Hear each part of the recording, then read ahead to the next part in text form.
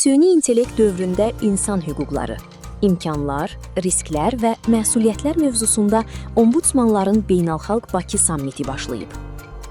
Dəqiq ekspert reporta istinadən xəbər verir ki, dünyanın 30-a yaxın ölkəsindən ombudsmanlar, Milli İnsan Hüquqları İnstitutlarının nümayəndələri, beynəlxalq təşkilatlar, dövlət qurumları və ekspertlər bir araya gələrək süni intellektin insan hüquqlarına təsiri, etik çağırışlar və gələcəyin məsuliyyətləri barədə fikir mübadiləsi aparacaqlar. Sammitdə süni intellekt dövründə insan hüquqları, imkanlar, risklər və məsuliyyətlər, rəqəmsal məkanda hüquqların qorunması, məlumatların mühafizəsi, məxfilik və dezinformasiyaya qarşı mübarizə, süni intellektin əmək bazarına və məşğulluğa təsiri, süni intellekt sistemlərində şəffaflıq, ədalət və bərabərlik, rəqəmsal savadlılıq və insan hüquqlarının qorunması mövzularında panel müzakirələr olacaq.